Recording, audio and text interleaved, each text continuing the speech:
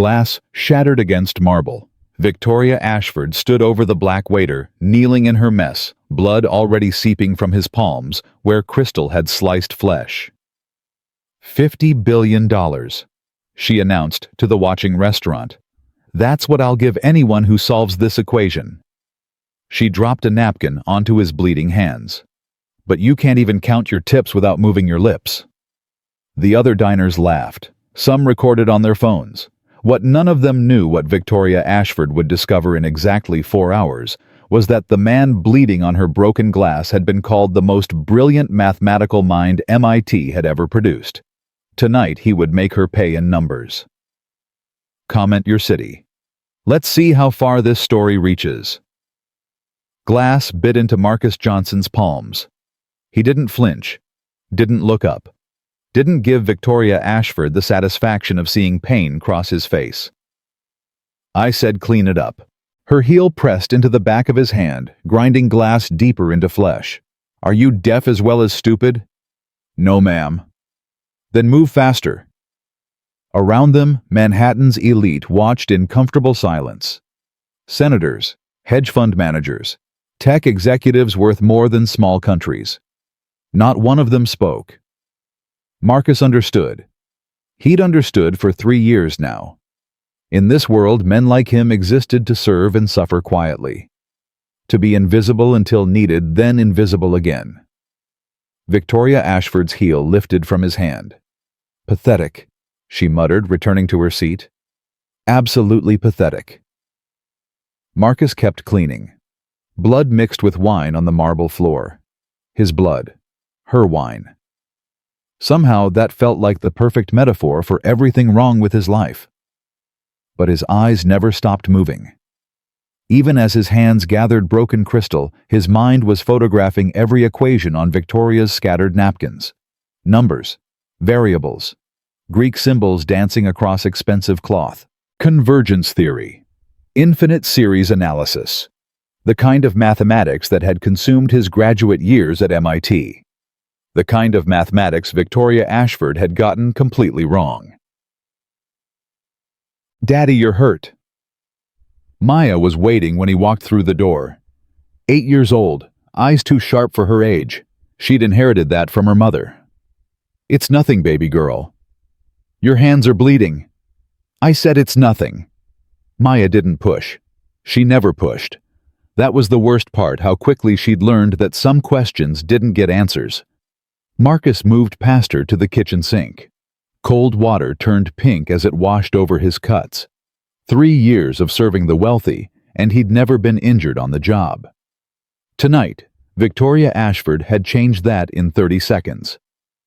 Mrs. Patterson made dinner, Maya said quietly from the doorway.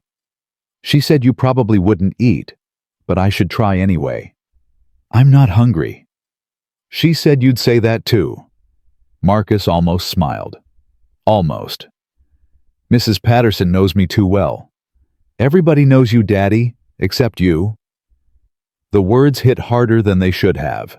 Marcus turned off the water and stood there dripping blood and tap water onto the floor, wondering when his 8-year-old daughter had become wise enough to wound him with truth.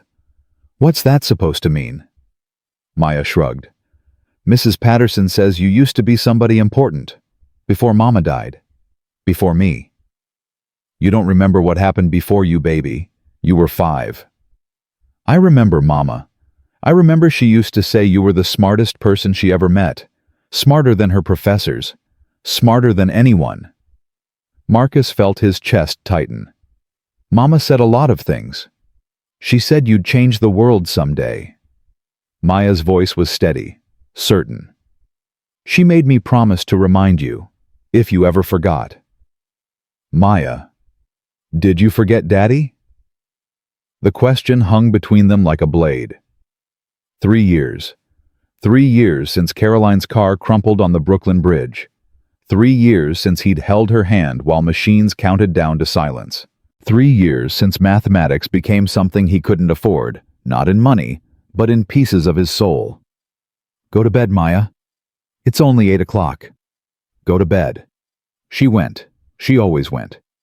That was another thing she'd learned too young when her father's voice got quiet like that. Arguments only made things worse. Marcus stood alone in his kitchen, blood still seeping through makeshift bandages, and pulled the stolen napkin from his pocket. Victoria Ashford's equations stared back at him. Beautiful, elegant, wrong. You look like hell. Darnell Washington had worked at Le Bernardin for 31 years. He'd seen everything, survived everything. At 63, he moved through the kitchen like a man who'd made peace with the world's cruelty long ago. Thanks, Marcus muttered, scrubbing a pot he'd already scrubbed twice. I saw what she did to you. Everyone saw. Most people looked away. Did you? Darnell was quiet for a moment. Then, no, I watched the whole thing. Watched you bleed on her floor while she laughed. Watched you clean up her mess without saying a word. What was I supposed to say? That's not what I'm asking. Darnell set down his knife. I'm asking what you were thinking, because I've worked with a lot of men, Marcus. I've seen men angry, I've seen men broken, but I've never seen a man look at somebody's scattered papers the way you looked at that woman's napkins. Marcus's hands stopped moving. I don't know what you're talking about. Yeah, you do.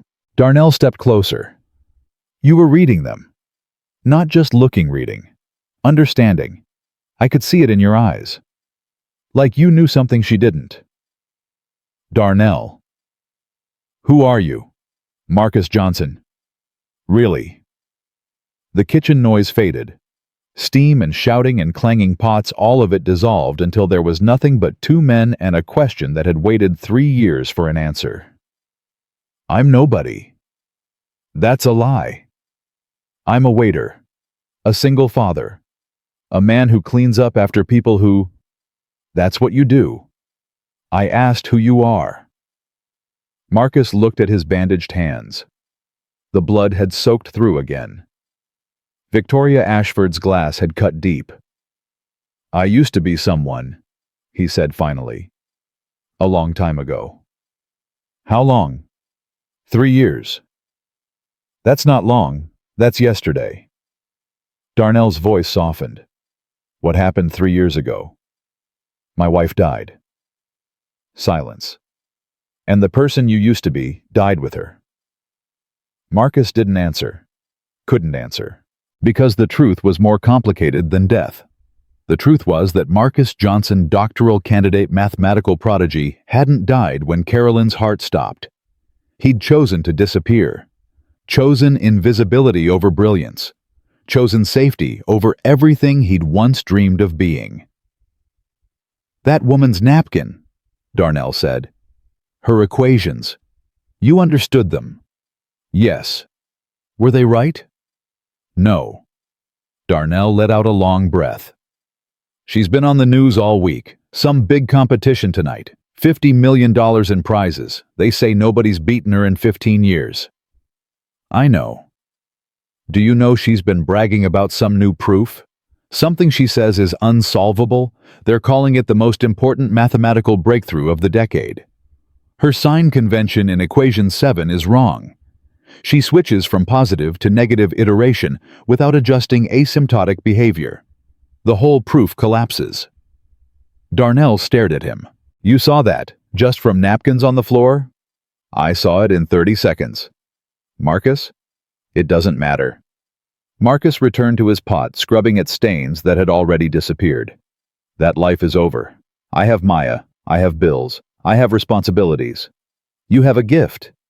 I have a daughter who needs her father to come home every night, not chase impossible dreams. Darnell grabbed his arm. 63 years old, but his grip was iron. My grandson wanted to be an astronaut. Everybody told him black boys from Harlem don't go to space. You know what I told him? What? I told him the stars don't know what color you are. They just shine for whoever's brave enough to reach for them. That's poetic. That's truth. Darnell released his arm. Competitions at Lincoln Center. Starts in 3 hours. That woman who made you bleed, she'll be there, sitting on her throne, telling the world how brilliant she is. And you could show her different. Marcus shook his head. I haven't done real mathematics in 3 years. I wouldn't even know where to... You just told me her entire proof is wrong. 30 seconds, you said. What do you think would happen if you had 3 hours? The kitchen noise rushed back, steam and shouting and pots clanging against stoves. But Marcus barely heard any of it. 3 hours. 3 years of silence. 30 seconds to see what the world's greatest minds had missed. I can't, he said. But even as the words left his mouth, he knew they were lies. The phone call lasted 43 seconds. Mrs. Patterson, I need you to watch Maya tonight. It's almost 9 o'clock, Marcus. I know, I'm sorry, You're going to that competition. He stopped. How did you know? Because I've been waiting 3 years for you to wake up. Her voice was calm, certain, like she'd rehearsed this conversation 1,000 times. Go. Maya will be fine. She'll be better than fine. She'll be proud. Mrs. Patterson, that woman hurt you today. I could see it in your eyes when you came home. But she also woke something up, something that's been sleeping too long. I don't know if I can do this. You can't know until you try. That's how everything works, Marcus. Everything worth doing. And if I fail, then you come home, you hug your daughter, and you try again tomorrow. That's what we do. That's what we've always done. Marcus closed his eyes. Caroline's face floated in the darkness. Beautiful. Brilliant. Gone. You're the smartest person I've ever met. Smarter than my professors. Smarter than anyone. Promise me you won't forget. I have to go, he said. I know. Go make her proud. Both of them. Ted. Maya was sitting on her bed when he knocked. I thought you told me to sleep. I changed my mind. Marcus sat beside her. I have to tell you something. You're leaving. For a few hours. Mrs. Patterson's coming over. Where are you going? Marcus took a deep breath. For 3 years, he'd hidden who he used to be. Protecting Maya from disappointment. Protecting himself from hope. But secrets had weight, and he was tired of carrying this one alone. I'm going to a math competition. Maya's eyes widened. Like the ones Mama used to talk about. She told you about those. She told me you won every one you ever entered. She said people used to come from all over just to watch you solve problems. She said, Maya's voice caught. She said you were magic with numbers. That was a long time ago, baby. 3 years isn't long. Mrs. Patterson says that's just yesterday. Marcus almost laughed. Almost. Mrs. Patterson says a lot of things. She says you're going to win tonight. She doesn't know that. Yes, she does. Maya reached under her pillow and pulled out the photograph she slept with every night. Caroline's face, frozen at 32, smiling like she knew something no one else did. Mama knows too, Maya whispered. That's why she's smiling. Marcus took the photograph. His wife's eyes stared back at him. 3 years of grief pressed against his chest. I might not win, Maya. I haven't done this in a long time. I might walk in there and... Daddy. Yeah. Stop talking. Just go. Lincoln Center blazed against the night sky. Marcus stood across the street watching crowds pour through golden doors. Men in tuxedos. Women in gowns worth more than his annual salary. Everyone who mattered in American mathematics gathered to witness Victoria Ashford's triumph. His waiter's uniform felt like a costume from another life. His bandaged hands throbbed with every heartbeat. Everything about this was wrong. Everything except the napkin burning in his pocket. He crossed the street. The lobby was packed. Giant screens broadcast the competition to public viewing areas. Hundreds of people crowded around watching America's mathematical elite compete for prizes most of them couldn't comprehend. Sir, can I help you?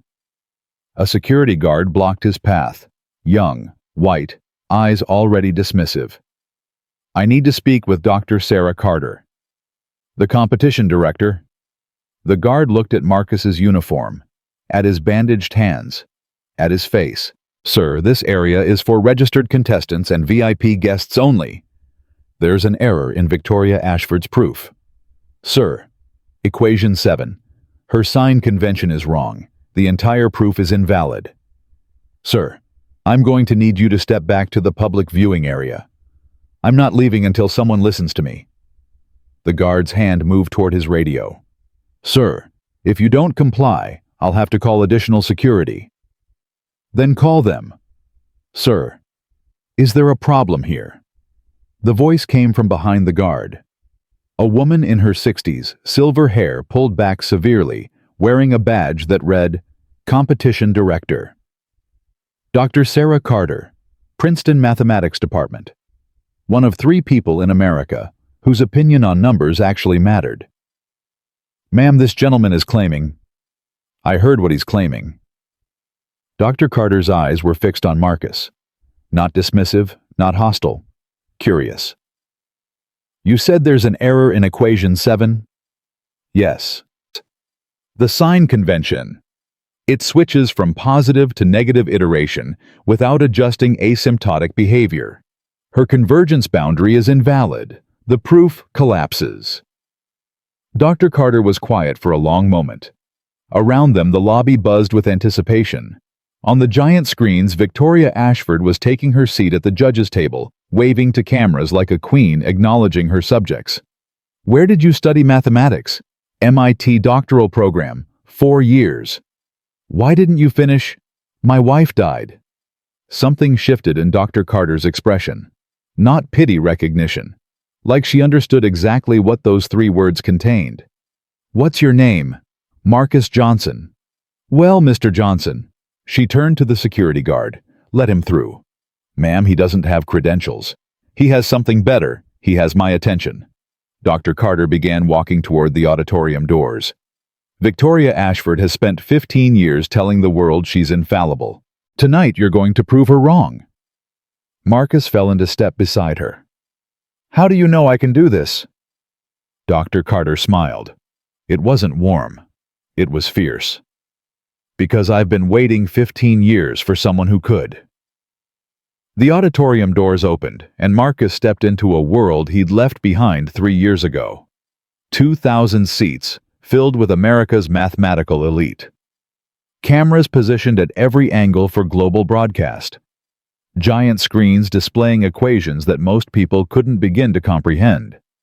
And at the center of it all, elevated on a stage designed to intimidate, sat Victoria Ashford. She was laughing at something one of her assistants had said. The same laugh Marcus had heard in the restaurant. The same laugh that had echoed while his blood dripped onto her marble floor. Wait here, Dr. Carter said. I need to speak with the committee before we proceed. How long? 5 minutes, maybe 10. She studied his face. Are you having second thoughts? I'm having third and fourth thoughts. Good. That means you're taking this seriously. She began walking toward the judge's table, then paused. Mr. Johnson, whatever happens tonight, remember something. What? Mathematics doesn't care about second thoughts. It only cares about truth. She disappeared into the crowd of officials and academics, leaving Marcus alone at the back of the auditorium. Alone with 2,000 strangers. Alone with the woman who'd made him bleed. On stage, Victoria Ashford was still laughing. Marcus found an empty seat in the shadows and waited. The competition had already begun its preliminary rounds. 3 contestants sat at individual desks on stage, each working through problems that appeared on the massive screens behind them. Dr. James Chen from Harvard, Dr. Elena Volkov from Stanford, Dr. Michael Torres from Caltech, the best mathematical minds in America competing for prizes that would fund years of research. Marcus watched them work. Their hands moved frantically across papers. Their faces showed strain and concentration. Good mathematicians, all of them. Solid. Reliable. The kind of people who built careers on careful methodology and incremental progress. None of them thought like he did. None of them saw numbers the way Caroline had always said he saw them, not as symbols on a page, but as living things with personalities and relationships. Patterns within patterns within patterns, stretching toward infinity. Ladies and gentlemen, Victoria Ashford's voice cut through the auditorium like a blade. We've reached the end of our preliminary rounds. Dr. Torres has emerged as our leading contestant with 17 points. Applause rippled through the audience. Dr. Torres raised a hand in acknowledgement, but his eyes showed exhaustion rather than triumph. However, Victoria stood from her judge's chair and walked to center stage. The cameras followed her every move. As promised, tonight's competition will conclude with a special challenge, one that I've personally developed over the past 3 years. The screens behind her flickered. New equations appeared complex, layered, beautiful in their intricacy. I call it the convergence paradox. My research team has verified that this problem has no solution using any known mathematical framework. It represents the absolute limit of human mathematical capability. Murmurs spread through the audience. On stage, the 3 contestants exchanged nervous glances. The rules are simple, Victoria continued. Any contestant who can identify a valid error in my proof or provide a working solution will receive the grand prize. Not $50 million, not $100 million. She paused for effect. Everything I own, my companies, my properties, my entire fortune, $50 billion. The auditorium exploded into chaos. Journalists scrambled for better positions. Photographers' flashes created a strobe effect across the stage. Social media was already melting down. Marcus could see phones raised throughout the audience, recording every word. Of course, Victoria added with a smile that didn't reach her eyes. I'm quite confident that no one here possesses the mathematical sophistication to challenge my work. Some problems are simply beyond human ability to solve. I wouldn't be so sure about that. Dr. Carter's voice carried from the side of the stage. She walked into the spotlight, and behind her came Marcus. Victoria Ashford's smile flickered. Recognition passed across her face, then confusion, then something darker. Dr. Carter. What is this? A challenger, Ms. Ashford, as permitted by competition rules. That man isn't a registered contestant. He's... Victoria stopped herself, but not before the damage was done. He's what, Doctor? Carter asked mildly. Please finish your sentence. The cameras were rolling. 700 million viewers worldwide were watching Victoria Ashford struggle to find words that wouldn't destroy her reputation. He's unverified, she managed. We have no record of his credentials, no proof of his qualifications. Actually, we do. Dr. Carter held up her tablet. Marcus Johnson, 4 years in MIT's doctoral program, published 3 papers on convergence theory that are still cited in graduate courses today. His thesis advisor was Dr. Eleanor Marsh, who I believe is sitting in row 7 of this auditorium. Every head turned. An elderly woman with silver hair and sharp eyes was already standing. Marcus? Her voice carried disbelief and hope in equal measure. Marcus Johnson. Hello, Dr. Marsh. Where have you been? We thought after Caroline we thought you'd... I've been invisible, Marcus said quietly. For 3 years I've been invisible. The auditorium had fallen completely silent. Not the polite silence of anticipation, but the absolute silence of a crowd witnessing something they didn't understand. Victoria Ashford's voice cut through like a whip. This is ridiculous. A man walks in off the street in a waiter's uniform, and we're supposed to take him seriously. Competition rules clearly state. Competition rules state that any individual with verified mathematical credentials may challenge the final proof. Dr. Carter interrupted. Mr. Johnson's credentials have been verified. His challenge stands. I refuse to allow this circus to continue.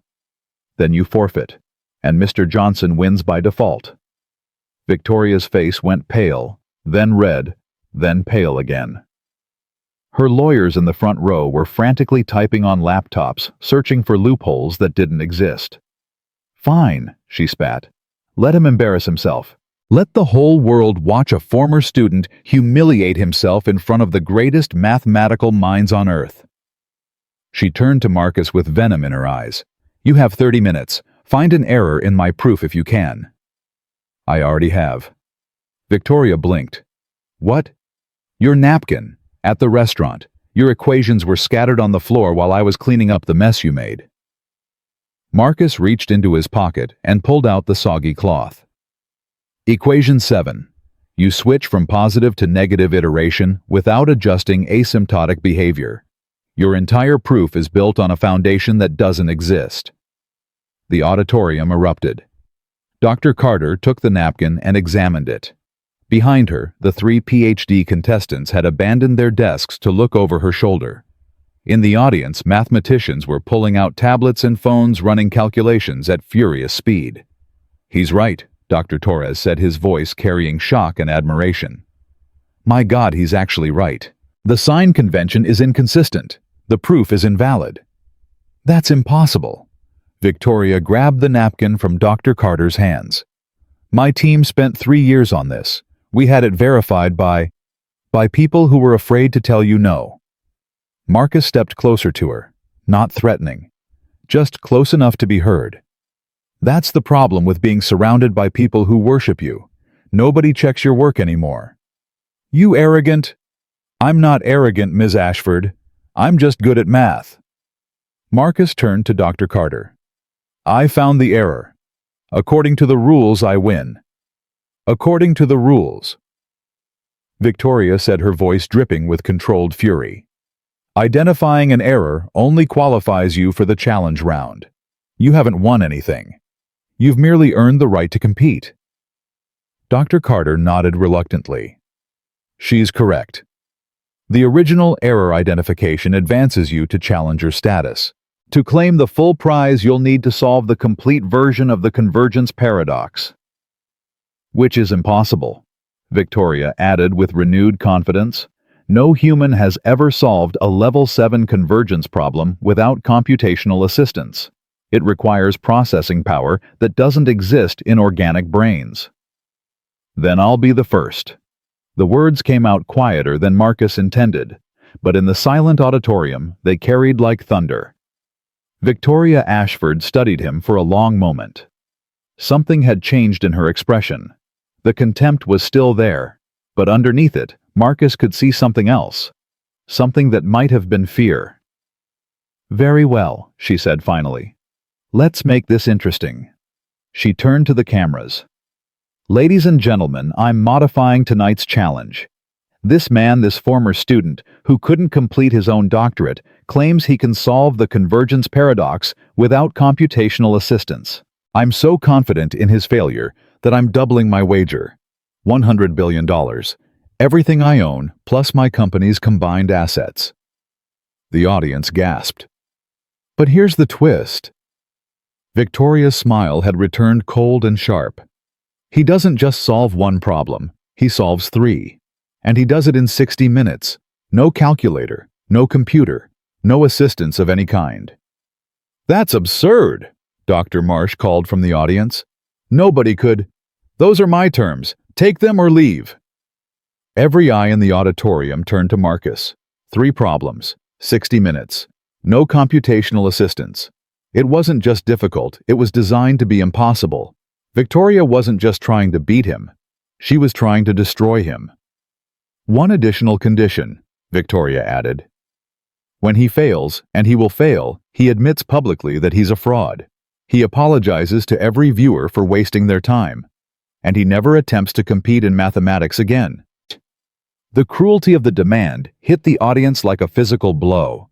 This wasn't competition anymore. This was annihilation. "Ms. Ashford," Dr. Carter said carefully, "that condition seems—" "Those are my terms." Victoria's eyes never left Marcus. "What do you say, waiter? Do you accept?" The auditorium fell silent. Marcus thought about Maya sleeping in their apartment with Caroline's photograph under her pillow.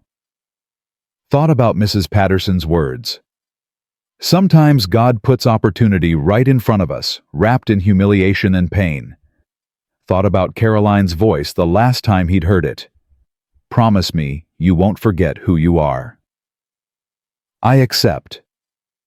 The words felt like jumping off a cliff. No net, no guarantee, just falling toward whatever waited below. Victoria Ashford smiled. Then let's begin. The stage was cleared. The 3 PhD contestants were escorted to observation seats. A single desk was placed at the center facing a massive whiteboard that stretched 20 feet wide. Marcus approached the desk slowly. His bandaged hands throbbed with every heartbeat. The cuts Victoria had given him were still bleeding. He could feel wetness seeping through the cloth. 60 minutes begins when the first problem appears, Dr. Carter announced. 3 problems total. Mr. Johnson must provide complete solutions to all 3 to claim the prize. Any incomplete solution will result in automatic failure. And automatic humiliation, Victoria added from her position at the judges' table. Don't forget that part. The countdown clock appeared on the screen.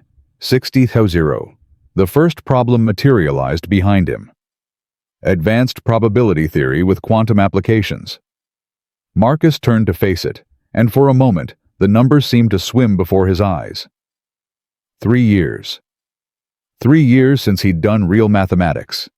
3 years since his brain had worked at this level. What if Victoria was right? What if he couldn't do this anymore? The clock started.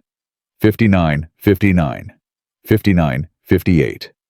Marcus picked up a marker and approached the whiteboard. His hand trembled. Having second thoughts, Victoria called from her seat. It's not too late to admit defeat. I'll even let you keep your dignity. I don't need your charity. No, you need a calculator. Unfortunately, you don't have one. 59:32. 59:31. Marcus stared at the equations. Probability matrices. Quantum state variables. Convergence patterns nested within convergence patterns. He'd done problems like this at MIT. Simpler versions, but the same fundamental structures. His thesis had explored variations of exactly this kind of mathematical framework. But that was 3 years ago. Another lifetime. Another man. Tick-tock, Victoria said sweetly. 58:45. Marcus closed his eyes. In the darkness, he found Caroline. You're the smartest person I've ever met. Smarter than my professors. Smarter than anyone. I know you can do this. I've always known. His eyes opened. The numbers had stopped swimming. Marcus began to write. His marker moved across the whiteboard with a fluidity that surprised even him. The equations flowed from his mind like water finding its path downhill, not forced, not calculated, but natural. Inevitable. What's he doing? Dr. Torres whispered to Dr. Volkov. I don't know. I've never seen that notation before. It's a shortcut, Dr. Marsh said from the audience. He developed it during his second year at MIT. It reduces 17 variable problems to their essential components. On stage, Victoria Ashford was no longer smiling. Marcus finished the first problem in 11 minutes. The auditorium buzzed with disbelief.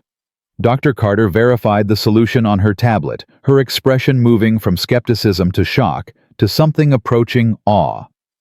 The solution is valid, she announced. First problem complete. That's impossible, Victoria said. Run the verification again. I've run it 3 times. The mathematics is sound. The second problem appeared. Topological manifolds and differential geometry. Marcus felt something click into place in his mind. This was his specialty. His territory. The landscape where he'd spent 4 years learning to see what others couldn't. But Victoria wasn't finished. Ladies and gentlemen, she announced to the cameras, I feel obligated to share some information about our challenger. Marcus's hand froze on the whiteboard. Mr. Johnson claims to be a former MIT doctoral candidate. What he hasn't told you is why he left the program. Victoria held up her phone, reading from the screen. According to my sources at MIT, Marcus Johnson was investigated for academic misconduct during his 4th year. Plagiarism accusations that were never fully resolved. The lie hit Marcus like a physical blow. That's not true. My sources are quite reliable. Your sources are lying. The records speak for themselves. Victoria smiled at the cameras. This man is a fraud who's seeking attention by challenging legitimate mathematicians. His so-called solution to the first problem is likely pre-programmed information he memorized before arriving. The audience was shifting. Doubt crept across faces that had shown admiration moments before. The narrative was changing from underdog story to potential scandal.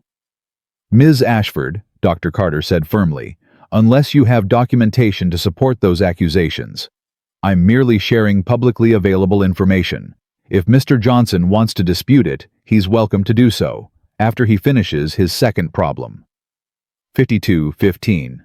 52-14. Marcus stared at the whiteboard.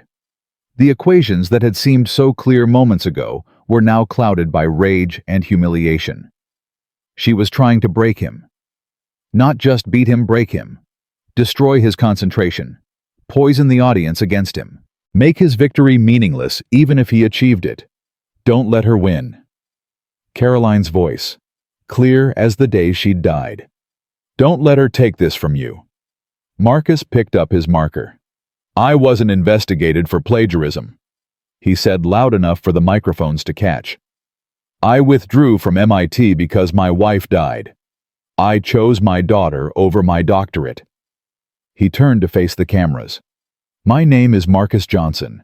I was one semester away from completing my PhD in mathematics when a drunk driver killed my wife on the Brooklyn Bridge. I've spent 3 years cleaning up after people like Victoria Ashford while raising my daughter alone. Tonight I'm going to prove that brilliance doesn't care about degrees or bank accounts. He turned back to the whiteboard. It only cares about truth. His marker began moving again. The second problem was his masterpiece. Where other mathematicians would have used brute force calculation, Marcus saw elegant patterns. Where textbooks prescribed lengthy derivations, he found shortcuts that made the PhD contestants gasp with recognition. He's treating the manifold like a landscape, Dr. Torres whispered. Like he can see the shape of the solution before he calculates it. That's not possible, Dr. Volkov replied. That's not how mathematics works. It's how his mathematics works, Dr. Marsh said quietly. It always has been. Marcus finished the second problem with 34 minutes remaining. Dr. Carter verified it immediately. Solution valid. Second problem complete. Victoria Ashford stood from her judge's seat. This is a setup, she announced. This entire competition has been compromised. This man clearly had advanced knowledge of the problems. I'm calling for an immediate investigation. On what basis? Dr. Carter asked. On the basis that no human being could solve these problems at this speed without prior exposure. It's simply not possible. The problems were generated randomly from your own database, Ms. Ashford. Mr. Johnson had no possible way to access them in advance. Then someone on my team leaked information. I'm filing formal charges. Ms. Ashford. Dr. Carter's voice was ice. You wagered $100 billion on your confidence that these problems were unsolvable. Mr. Johnson is proving you wrong. Perhaps you should focus on honoring your commitment rather than inventing conspiracies. The third problem appeared on the screen. The infinite bridge paradox, Victoria Ashford's personal creation. The problem that had stumped research teams for 3 years. The mathematical puzzle that she'd claimed represented the absolute limit of human capability. Marcus read it once. Read it twice. His heart stopped. This wasn't one problem. It was 3 problems disguised as one. Number theory, topology, and convergence analysis woven together into a tapestry so complex that it seemed to shift every time he looked at it. And he had 31 minutes to solve it. Finally, Victoria said, satisfaction dripping from every syllable. Something that will actually challenge him. Or destroy him, Dr. Torres murmured. Marcus approached the whiteboard with slower steps than before. His confidence had carried him through the first 2 problems, but this was different. This was the mathematical equivalent of climbing Everest in a hurricane. 28 to 45. 28:44. He began to write. The auditorium had grown so silent that Marcus could hear his own heartbeat, could hear the scratch of his marker against the whiteboard, could hear the quiet breathing of 2,000 people who had stopped pretending to understand what was happening. He saw the first bridge immediately, the connection between number theory and topology that most mathematicians missed. His hand flew across the whiteboard, sketching the relationship in elegant curves and precise equations. But the second bridge was harder. The topology to convergence connection required a leap of intuition that seemed to exist just beyond his reach. 22:18. 22. 17. Victoria was smiling again. "Having trouble?" she called from her seat. "Perhaps you've reached the limit of your stolen knowledge." Marcus didn't respond. Couldn't respond. Every ounce of his concentration was focused on the problem before him. He'd seen this kind of mathematical structure before. During his third year at MIT, working late nights in the library while Caroline slept in their apartment.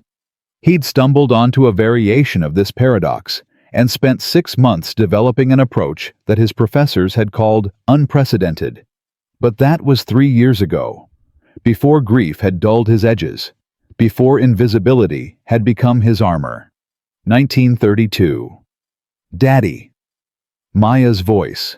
Not here impossible for her to be here, but so clear that Marcus's hand faltered on the whiteboard. "Promise me you won't forget." Not Maya's voice. Caroline's.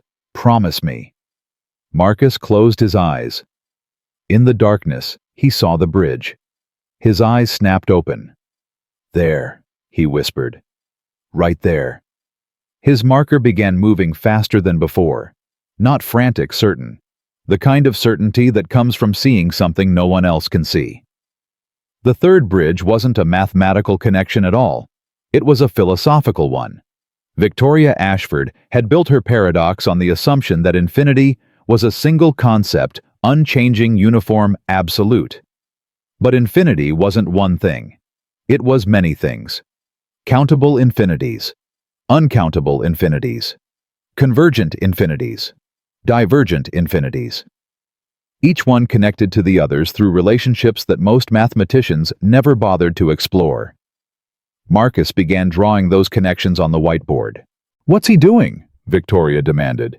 "That's not standard mathematical notation." "He's creating something new," Dr. Marsh breathed. "My God, he's inventing an entirely new framework." "That's not possible." "Watch." 11:45. 11:44. Marcus's hand never stopped moving. The whiteboard filled with equations and diagrams that looked more like art than mathematics. Curves flowing into curves. Numbers dancing with geometry. Infinity itself mapped and measured and understood. "The paradox isn't unsolvable," Marcus said, his voice carrying clearly through the silent auditorium. "It's mislabeled. You called it a paradox because you assumed all infinities behave the same way. They don't." He drew 3 final lines connecting his work into a unified whole. "The infinite bridge paradox isn't a paradox at all. It's a map showing how different types of infinity connect to each other." 4:22. 4:21. Marcus stepped back from the whiteboard. His solution covered nearly 20 feet of space. Numbers and symbols and connections that represented 3 years of buried brilliance, finally unleashed. "I'm done." The countdown clock showed 3:58 remaining. The auditorium was silent. Dr. Carter approached the whiteboard with her tablet running verification algorithms against every equation. Behind her, the 3 PhD contestants had abandoned their seats entirely, crowding around the massive display with expressions of pure wonder. "This isn't just correct," Dr. Torres said. "This is revolutionary. This changes everything we thought we knew about convergence theory." "It's not possible," Victoria Ashford was saying, her voice rising with each word. "It's simply not possible. No one solves the infinite bridge paradox without computational assistance. No one. I just did. Dr. Carter looked up from her tablet. The solution is valid. All three problems solved. Mr. Johnson has won. The auditorium erupted. But Marcus wasn't watching the crowd. Wasn't watching the cameras that would broadcast his triumph to 700 million viewers worldwide. He was watching Victoria Ashford. Watching her face cycle through denial and rage and something that looked almost like fear. Watching her understand finally that she'd just lost everything to a man she'd made bleed on her restaurant floor. The woman who'd called him dirty. The woman who'd laughed at his existence. The woman who'd tried to destroy him with lies. She was about to learn what happens when you underestimate someone based on their uniform. Victoria Ashford's lawyers reached her first. 3 men in identical suits surrounded her like a protective wall, whispering frantically in her ear while the auditorium erupted around them. Marcus could see their mouths moving, could see Victoria's face shifting from shock to calculation to something that looked like cold determination. She wasn't done fighting. Ladies and gentlemen. Victoria pushed past her lawyers and walked to center stage, raising her hands for silence. Ladies and gentlemen, please. The crowd quieted reluctantly. 700 million viewers worldwide waited. What we've witnessed tonight is certainly impressive. Victoria's voice was steady, controlled. Whatever panic she'd felt moments ago was now locked behind a mask of professional composure. However, I'm afraid there are serious irregularities that must be addressed before any prize can be awarded. Dr. Carter stepped forward. Ms. Ashford, the solutions have been verified. The mathematics is sound. The mathematics may be sound, Dr. Carter, but the process is not. Victoria turned to face the cameras directly. Competition rules state that all contestants must be registered 48 hours before the event. Mr. Johnson appeared tonight without registration, without verification, without any of the standard protocols that protect the integrity of this competition. Those protocols were waived when you accepted his challenge, Dr. Carter replied. I accepted his challenge under duress, in front of cameras, with the entire world watching. Victoria's voice hardened. That's not consent. That's coercion. Marcus felt his stomach tighten. She was rewriting history in real time, spinning the narrative so fast that truth couldn't keep up.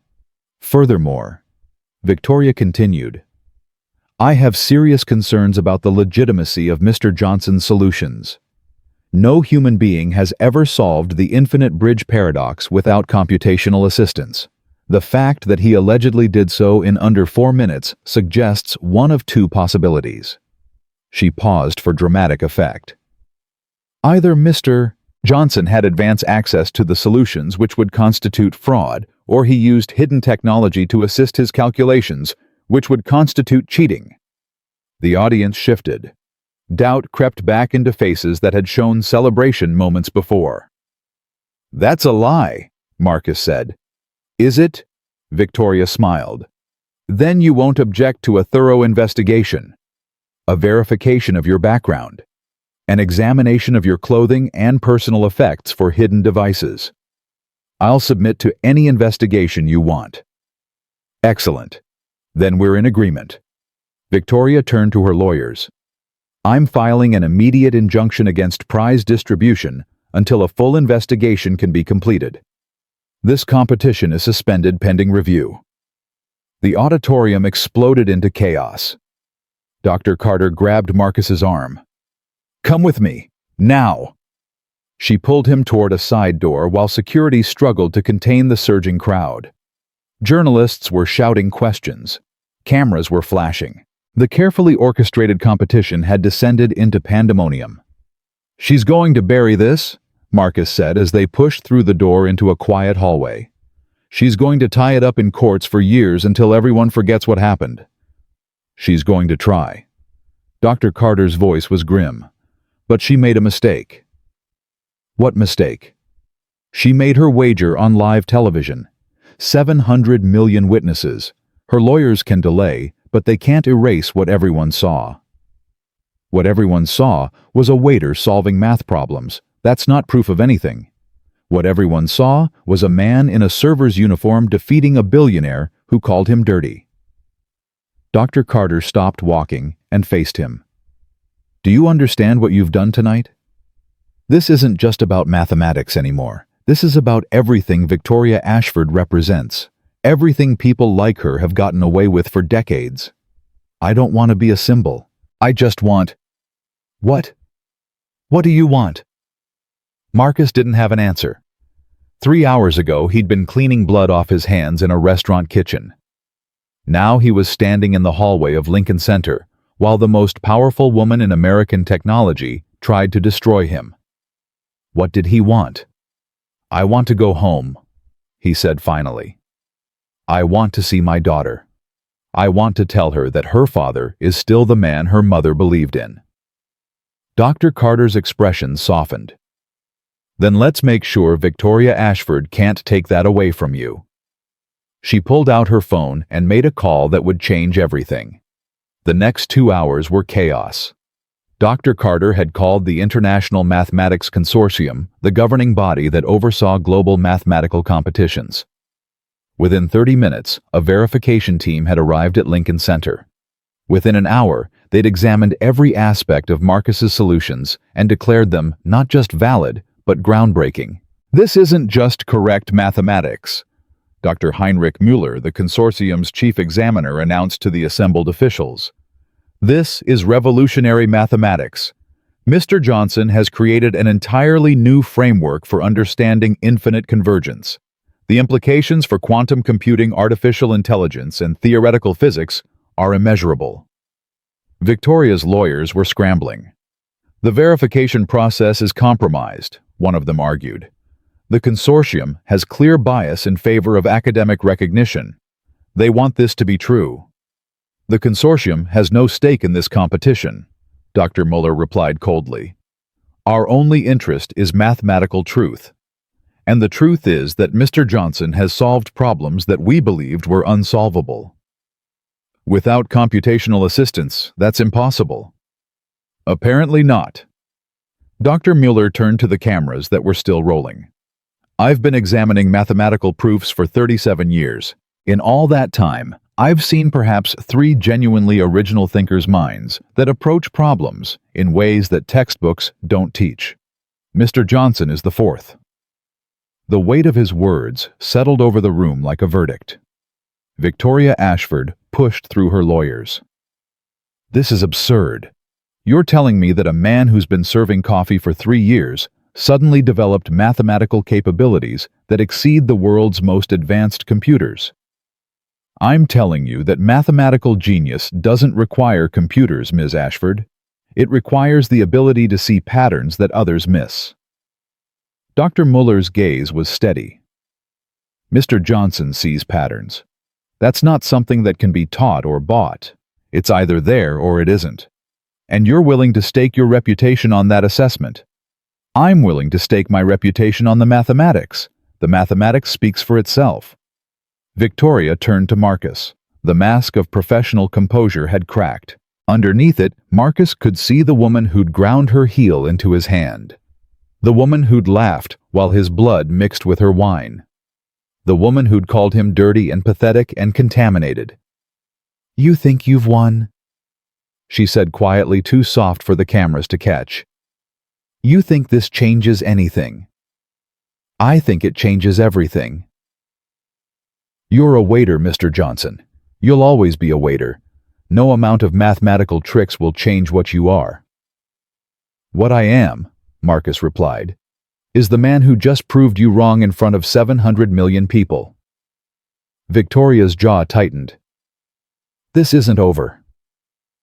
Yes, Ms. Ashford, it is. Dr. Carter stepped between them. The consortium has verified Mr. Johnson's solutions. According to competition rules that you established, Ms. Ashford, he has successfully completed the challenge. The prize is his. My lawyers can file whatever motions they want. But as of this moment, the mathematical record is clear, Dr. Carter's voice carried to every camera in the room. Marcus Johnson has won the $1 million math challenge. He has solved problems that the world's greatest minds believed were unsolvable, and he has done so without any computational assistance whatsoever. She turned to face the cameras directly. What we witnessed tonight wasn't just a mathematical achievement. It was proof that brilliance can't be measured by degrees or bank accounts. That genius doesn't care about the color of your skin, or the job you work, or the uniform you wear. Her voice softened. Marcus Johnson was invisible for 3 years. Tonight, the whole world sees him. The auditorium had grown quiet. Not the hostile silence of doubt, but something else. Something that felt almost like reverence. And then from somewhere in the crowd, someone began to clap. Single applause at first, then more still, until the entire auditorium was on its feet, 2,000 people applauding a man who'd walked in wearing a waiter's uniform and walked out as the most celebrated mathematical mind of his generation. Marcus stood in the center of the storm, tears streaming down his face. Not tears of triumph, tears of release. 3 years of silence. 3 years of grief. 3 years of pretending to be invisible while his mind screamed at him every single day. It was over. He was finally seen. But Victoria Ashford wasn't finished. She disappeared during the standing ovation, surrounded by lawyers and assistants, her face a mask of barely controlled fury. Marcus watched her go, and knew with the certainty of a man who understood patterns that she was planning something. "She's going to fight this," he said to Dr. Carter. "Every step of the way. Let her fight. The mathematics is on your side. Mathematics doesn't matter to people like her. Only winning matters. Then we'll make sure she can't win." Dr. Carter guided him toward a back exit. "Come. There are people who want to meet you." The people who wanted to meet him turned out to be representatives from MIT, Stanford, Princeton, and a dozen other institutions that had ignored his existence for 3 years. They crowded around him with offers of positions, funding, resources, everything he'd walked away from when Caroline died. "Dr. Johnson," a woman from Stanford was saying, "we'd like to offer you a full professorship, immediate tenure, unlimited research funding. MIT would like to extend an invitation to complete your doctorate," another voice added, "with full recognition of your previous work and tonight's breakthrough.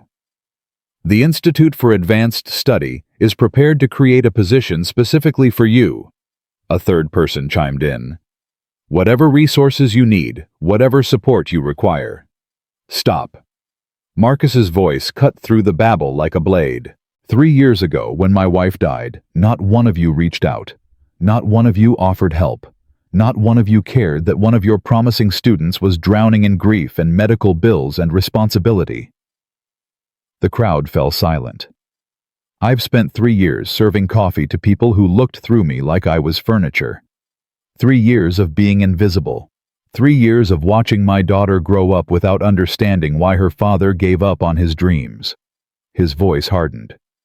And now, you want to celebrate me. Now you want to offer positions and funding and recognition. Dr. Johnson, the Stanford representative began, we understand your frustration, but you don't understand anything. Marcus turned to face them all. I didn't do this for you. I didn't do this for recognition or money or academic prestige. I did this because a woman ground her heel into my hand and called me dirty. I did this because my daughter asked me if I'd forgotten who I was. He pulled out his phone and showed them the lock screen, Maya's face smiling at the camera. This is who I did it for. This is the only recognition that matters to me. The crowd shifted uncomfortably. Dr. Carter stepped forward. Mr. Johnson, whatever your feelings about the academic establishment, the prize money is still yours. $100 billion. Victoria Ashford wagered it on live television. Her lawyers can delay, but they can't deny. I don't want her money.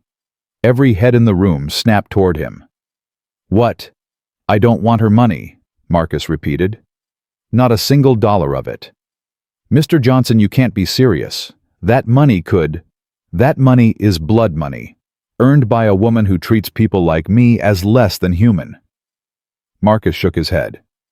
If I take it, I become part of her world, part of the system that made me invisible in the first place. Then what do you want? Marcus was quiet for a long moment. What did he want? He thought about Maya sleeping with Caroline's photograph under her pillow. Thought about Mrs. Patterson waiting up past midnight because she believed in him. Thought about Darnell who'd seen his pain and called him brother anyway. Thought about all the people like him, brilliant minds trapped in invisible bodies serving coffee and cleaning floors while the world walked past without seeing them. I want a foundation, he said finally. Not for me. For people who got overlooked. Single parents trying to finish degrees. Night shift workers with mathematical gifts they can't afford to develop. Anyone who was told they weren't smart enough because of where they came from. Dr. Carter's expression changed. The professional mask slipped, revealing something that looked almost like admiration. You want to give away $100 billion? I want to invest it in people nobody else will invest in. Ms. Ashford's lawyers will fight you. Let them fight. I've already won the only battle that matters. His phone buzzed. Mrs. Patterson's number. Excuse me. He stepped away from the crowd and answered. Mrs. Patterson is Maya. She's fine. She's perfect. She's watching you on television right now. Marcus felt his heart catch. She's awake? Child, the whole building is awake. The whole block is awake. Half of Harlem is watching you on their phones. In the background, Marcus could hear voices, cheering, applause, the sound of a community celebrating one of their own. Daddy? Maya's voice on the phone, small, sleepy, perfect. Hey, baby girl. You won. Yeah, I won. Mama knew you would. I told you she was smiling. Marcus closed his eyes. Tears streamed down his face. Yeah, baby. You told me. Are you coming home now? Soon. I have a few more things to take care of first. Okay. A pause. Daddy? Yeah. I'm proud of you. The words hit him harder than anything Victoria Ashford had said or done. Harder than the humiliation. Harder than the triumph. His 8-year-old daughter was proud of him. I love you, Maya. I love you too, Daddy. Now come home. You've been gone forever. He laughed. The first real laugh in 3 years. I'll be there soon. I promise. The phone call ended, but the warmth it left behind stayed with Marcus as he returned to the crowd of academics and administrators. I need to go home, he said. We can discuss the foundation details tomorrow. Of course, Dr. Carter replied. But there's one more thing. What? Victoria Ashford is holding a press conference in 30 minutes. She's expected to make a statement about tonight's events. Let her make whatever statement she wants. I'm done with her. You might want to hear what she has to say. Something in Dr. Carter's voice made Marcus pause. Why? Because according to my sources, her lawyers have spent the last 2 hours trying to find loopholes in the competition contract. They failed. Failed. The contract you signed, the one she made you sign on live television, was legally binding, witnessed by millions, notarized by her own legal team. Dr. Carter's smile was thin but genuine. She tried to trap you. Instead, she trapped herself. Marcus absorbed this information slowly. So she has to pay. She has to pay. And more than that, she has to admit she was wrong. On camera. In front of the same audience that watched her try to humiliate you. The irony was almost too perfect. When's the press conference? 28 minutes. Main lobby of the Ashford Tower. Marcus thought about Maya. Thought about home. Thought about the warm bed and the photograph under the pillow and the life that was waiting for him. Then he thought about Victoria Ashford grinding her heel into his hand, calling him dirty, calling him, laughing at his existence. I'll be there. The drive to Ashford Tower took 12 minutes. Marcus spent the entire ride in silence, watching Manhattan's lights blur past the window of the car Dr. Carter had arranged. Somewhere out there, 700 million people were discussing what had happened tonight. Social media was exploding with clips, commentary debates about whether his solutions were legitimate. None of it mattered. What mattered was that Maya was proud of him. What mattered was that he hadn't forgotten who he was. What mattered was that Caroline, wherever she was, knew he'd kept his promise. The car stopped in front of Ashford Tower. Cameras were already assembled outside. Journalists from every major network jostled for position. Security guards struggled to maintain order. When Marcus stepped out of the car, the crowd surged toward him. "Mr. Johnson, how does it feel to defeat Victoria Ashford? Will you accept the prize money? What's your response to allegations that you cheated? Is it true that you're planning to start a foundation?" Marcus pushed through without answering. He could feel the weight of attention on his back, thousands of eyes, millions of viewers all focused on a man who'd been invisible 12 hours ago. Inside the tower, Victoria Ashford was waiting. She stood behind a podium in the main lobby, surrounded by lawyers and public relations specialists. Her face was composed, professional, revealing nothing of the fury Marcus had seen earlier. "Mr. Johnson?" Her voice was cool. "How kind of you to join us. I heard you had something to say." "Indeed I do." Victoria turned to face the assembled cameras. "Ladies and gentlemen, thank you for coming. Tonight's events have been extraordinary. Unlike anything in the history of mathematical competition." She paused, and Marcus saw something flicker across her face. Pain, rage, resignation.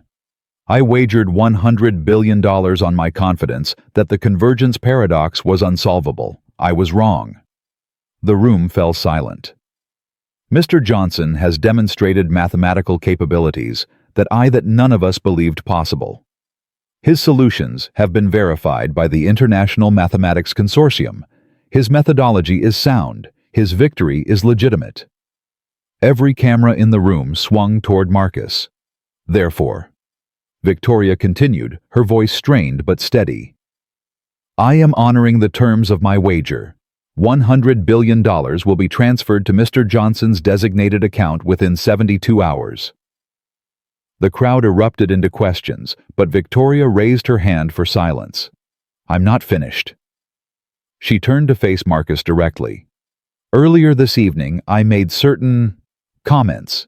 In public, on camera. Comments that were inappropriate and unprofessional." Her jaw tightened. Marcus could see how much these words cost her. "I called Mr. Johnson's hands dirty.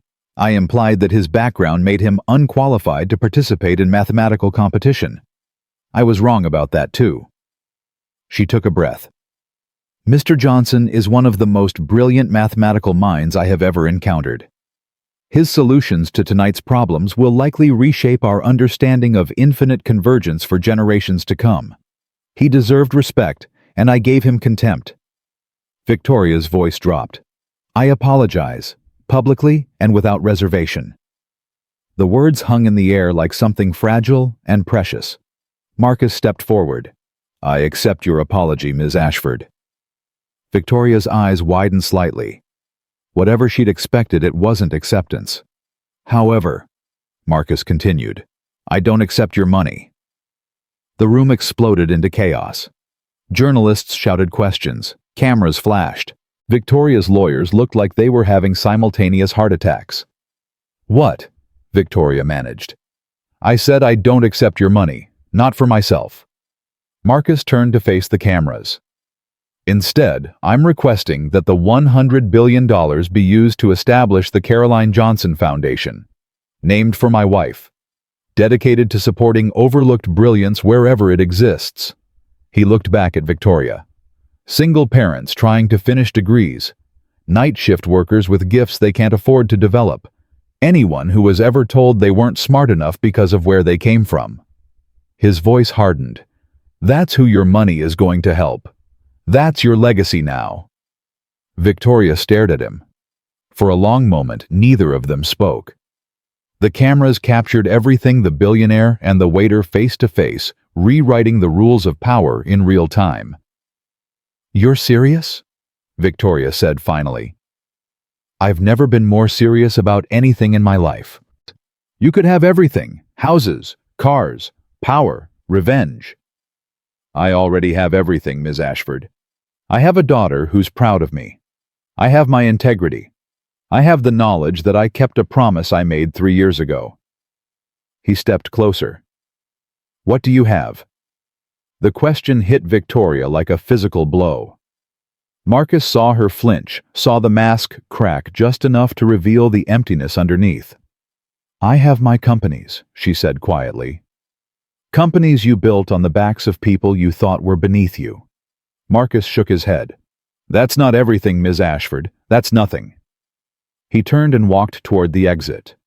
Mr. Johnson? Victoria's voice stopped him at the door. Your wife, Caroline. A pause. What was she like? Marcus turned back. The question was unexpected, a crack in the armor he hadn't anticipated. She was everything, he said simply. She believed in me when I didn't believe in myself. She saw who I could be before I became it. And you gave up your career for her when she died? I gave up my career for my daughter, because that's what Caroline would have wanted. Victoria was silent for a long moment. I had someone like that once. A long time ago. Her voice was barely audible. I chose my career instead. Marcus didn't know what to say. For a moment, just a moment, he saw Victoria Ashford not as a monster, but as a human being who'd made choices she couldn't unmake. It's not too late, he said. It's never too late to become someone different. Is that what you believe? That's what I know. He pushed through the door and stepped into the night. Behind him, cameras flashed and journalists shouted questions at Victoria Ashford. But Marcus wasn't looking back anymore. He was going home. The taxi dropped Marcus off at 3:47 a.m. His building looked the same as it had 12 hours ago.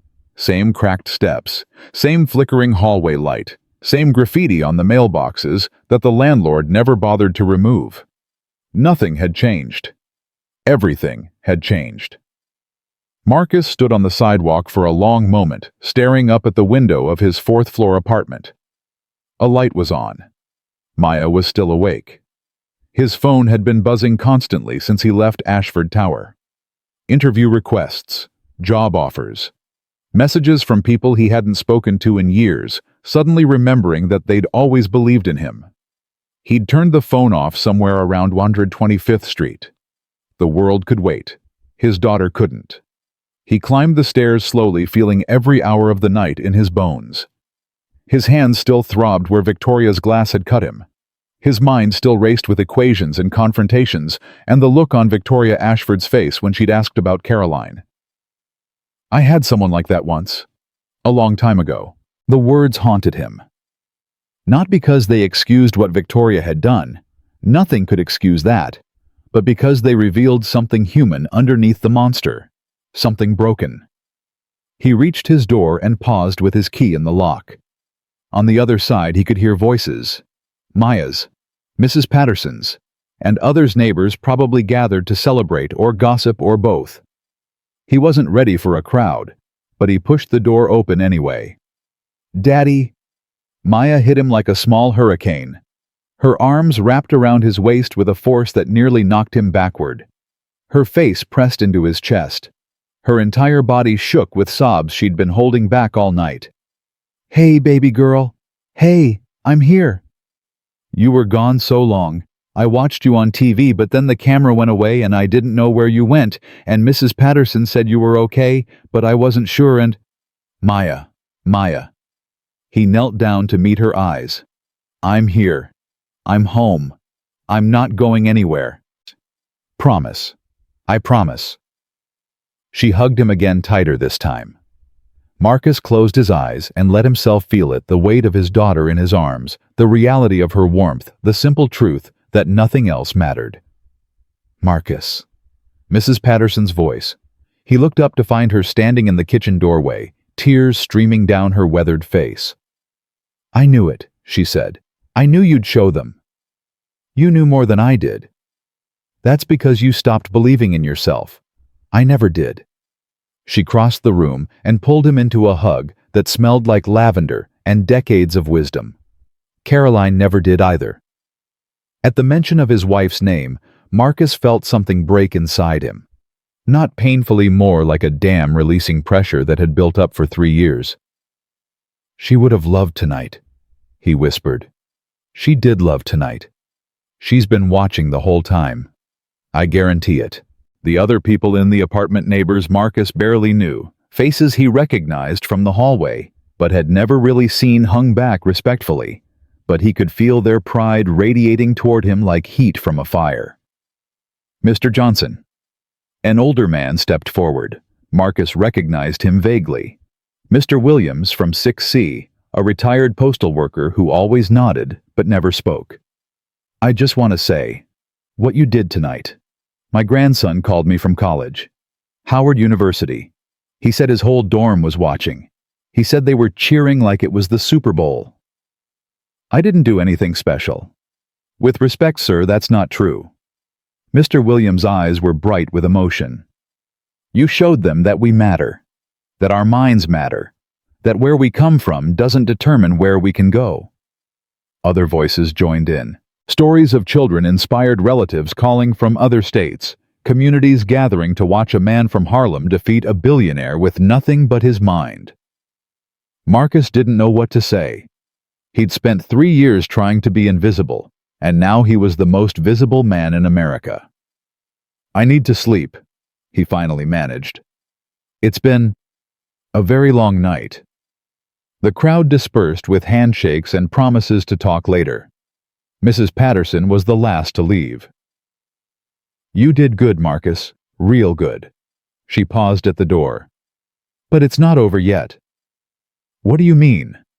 "I mean that woman isn't going to let this go quietly. People like that, they don't lose gracefully. They find other ways to win." She already lost. On camera, in front of the world. She lost the competition, but there's more than one way to fight a war. Mrs. Patterson's voice was gentle but firm. "Get some rest. You're going to need it." She closed the door behind her, leaving Marcus alone with Maya. His daughter had fallen asleep on the couch during the conversations, curled up with Caroline's photograph clutched to her chest. Marcus lifted her gently and carried her to bed, tucking the blankets around her the way he'd done every night for 3 years. "Daddy." She was half awake, eyes barely open. "Yeah, baby. Are we rich now?" The question was so innocent, so direct, that Marcus almost laughed. "No, baby, we're not rich." "But the lady on TV said you won $100 billion. "I did win, but I'm giving it away." Maya's eyes opened fully. "Why?" Marcus sat on the edge of her bed. "Because some things are more important than money. Because there are people out there who need help more than we do. Because your mama would have wanted me to use it for something good." Maya considered this with the seriousness of an 8-year-old philosopher. "Will we still have our apartment?" "Yes." "Will I still go to my school?" "Yes." "Will you still make pancakes on Saturday?" Marcus smiled. "Yes, baby. I'll still make pancakes on Saturday." "Okay." Maya closed her eyes. "Then I don't care about being rich." She was asleep within seconds. Marcus sat watching her for a long time. His daughter. His reason for everything. The only prize that mattered. Eventually, exhaustion claimed him too. He fell asleep in the chair beside Maya's bed, Caroline's photograph visible in the moonlight streaming through the window. For the first time in 3 years, he didn't dream of grief. He dreamed of numbers. The phone calls started at 7 a.m. Marcus ignored them. He made pancakes.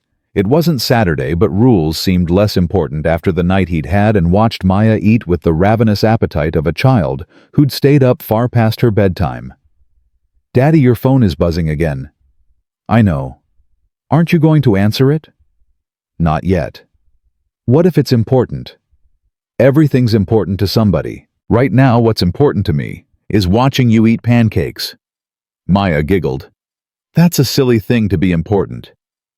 "It's the most important thing in the world." The phone buzzed again, and again. Marcus finally glanced at the screen. 47 missed calls, 312 text messages. His email inbox had crashed from overflow, and one message that made him stop chewing. From Dr. Eleanor Marsh, MIT subject. We need to talk, urgently. He opened the email. Marcus, I've been trying to reach you all morning. Something has happened that you need to know about. Victoria Ashford's legal team filed an emergency motion at 6 a.m. They're claiming that your solutions constitute intellectual property theft, that you somehow accessed proprietary research from Ashford Industries without authorization. It's nonsense, of course. Your methodology is entirely original. But she has resources to drag this through courts for years, and her PR team is already spinning the narrative. By noon, half the country will believe you're a fraud. Call me, please. Eleanor Marcus read the email twice. Then he read it a third time. Daddy, what's wrong? He forced his face into neutrality. Nothing, baby. Just grown-up stuff. Is it the mean lady from TV? Sometimes Maya's perception terrified him. Maybe. I'm not sure yet. She's not nice. She said bad things about you. I know. Why do people say bad things about other people? Marcus thought about the question. Thought about Victoria Ashford's face when she'd asked about Caroline. Thought about the crack in her armor, the glimpse of humanity underneath. Because they're scared, he said finally. Because seeing someone else succeed reminds them of their own failures. Because it's easier to tear someone down than to build yourself up. That's sad. It is. Do you hate her? Marcus considered lying, considered protecting Maya from the complexity of human emotion. But Caroline had always believed in honesty even when it was hard. I don't know, he admitted. I think I hate what she did. I hate how she treated me. But I don't know if I hate her. Mama always said hating people hurts you more than it hurts them. Your mama was very wise. I know. Maya returned to her pancakes. You should call the lady from the email. She sounded worried. Marcus stared at his daughter. How did you? I can read, Daddy. I'm 8, not a baby. He laughed despite everything. You're right. I should call her. Dr. Marsh answered on the first ring. Marcus, thank God. I got your email. What's happening? Victoria Ashford is going nuclear. Her legal team filed motions in 3 different jurisdictions this morning. They're claiming your solutions were derived from stolen research, that you had inside access to Ashford Industries' proprietary algorithms. That's impossible. I haven't been inside an Ashford building in my life. I know that. You know that. But her lawyers are very good at creating doubt. Dr. Marsh's voice was tight with worry. They're already doing interviews. CNN, Fox, MSNBC, everyone. By tonight, your victory will be reframed as theft. Marcus felt the familiar weight of hopelessness pressing down on his chest. 3 years of fighting to survive, and just when he'd finally won, Victoria Ashford was finding new ways to destroy him. What can I do? You can fight back. Go public. Show them your original work, your MIT papers, your methodology, the foundation of everything you demonstrated last night. I don't have that kind of platform. You do now. Every news network in America wants to interview you. Every talk show, every podcast, every newspaper. You're the most famous person in the country right now. I don't want to be famous. What you want doesn't matter anymore, Marcus. You became a symbol last night. Symbols can't choose to be ordinary. The words hit hard because they were true. Where do I start? Come to MIT today. We'll hold a press conference, show the world your original research, demonstrate that your methodology predates anything Ashford Industries ever developed. Make them prove their claims instead of accepting their narrative. I have Maya. I can't just bring her. Let the world see who you're fighting for. Marcus looked at his daughter, who was pretending not to listen while hanging on every word. Give me 2 hours. Make it 1. The news cycle moves fast and we're already behind. The phone call ended. Maya looked up at him with eyes far too old for 8 years. We're going on a trip. Yes. To fight the mean lady. To tell the truth. The fighting part is up to her. Maya nodded solemnly. I'll get dressed. Something nice. Mama always said you should look nice when you're telling the truth. She did. She said truth is important enough to dress up for. Marcus felt tears prick his eyes. Your mama was the smartest person I ever knew. I know. Maya was already heading to her room. That's why she married you. The press conference was chaos. MIT's mathematics building had been transformed into a media circus. Satellite trucks lined the streets. Reporters swarmed every entrance. Police had been called to manage crowds that had materialized from nowhere, drawn by the magnetic pull of controversy. Marcus pushed through the crush with Maya's hand firmly in his. Dr. Marsh met them at a side entrance and rushed them inside before the cameras could swarm. It's worse than I thought, she said, leading them through back corridors. Ashford's team released documents this morning, fabricated research logs, showing that her company developed the convergence framework years ago. They're claiming you somehow accessed their servers and stole the methodology. That's a lie? Of course it's a lie. But it's a well-documented lie with timestamps and digital signatures. Proving it's fabricated will take forensic analysis we don't have time for. So what do? We show them your work, the real work, the papers you wrote before Ashford Industries even existed as a company. They reached a conference room where cameras had already been set up. Marcus recognized faces from the night before: Dr. Carter, Dr. Mueller, from the International Mathematics Consortium, representatives from Stanford and Princeton who'd verified his solutions. And in the corner, watching with an expression Marcus couldn't read, stood Darnell Washington. Darnell, what are you doing here? Took the day off.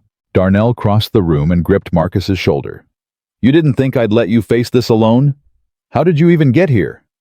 Dr. Marsh called the restaurant looking for you this morning. I answered, told her everything I knew about who you really are. Darnell's eyes were fierce.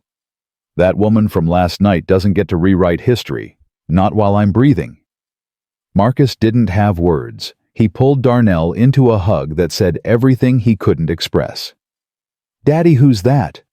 Maya was tugging at his sleeve. This is Darnell, baby. He's my friend. You work with him at the restaurant? I did, yes. Is he smart like you? Darnell laughed. Little lady, I'm smart in different ways. Your daddy's smart with numbers. I'm smart with people. He knelt down to meet Maya's eyes. And right now, your daddy needs both kinds of smart to win this fight. Are we going to win? We're going to tell the truth. That's all anyone can do. Darnell stood up. The winning part takes care of itself. The press conference began 10 minutes later. Marcus sat at a table facing a wall of cameras and microphones. Maya sat beside him, holding Caroline's photograph in her lap. Dr. Marsh stood at a podium preparing to address the assembled media. Ladies and gentlemen, thank you for coming. As you know, serious allegations have been made against Marcus Johnson regarding the origins of his mathematical solutions. We're here today to address those allegations directly. She clicked a remote, and the screen behind her lit up with documents. What you're seeing are Marcus Johnson's original research papers written during his time at MIT between 2018 and 2021. These papers were published in peer-reviewed journals and are publicly available through academic databases. The screen showed timestamps, journal citations, verification codes. The methodology, Mr. Johnson demonstrated last night his approach to infinite convergence. His framework for understanding multiple infinities is documented in these papers. Papers that were written years before Ashford Industries claims to have developed similar research. A reporter raised her hand. Dr. Marsh, Ashford Industries is claiming that their research predates Mr. Johnson's papers. They've released documentation showing internal development beginning in 2015. Documentation that we believe is fabricated. Dr. Marsh clicked to the next slide. We've conducted preliminary forensic analysis of the documents released this morning. The metadata shows inconsistencies that suggest retroactive creation. Another reporter jumped in. Are you accusing Victoria Ashford of fraud? I'm stating that the evidence supports Mr. Johnson's claims, not hers." Dr. Marsh stepped back from the podium. "But rather than have academics debate this matter, I think it's time you heard from Mr. Johnson himself." Every camera in the room swung toward Marcus.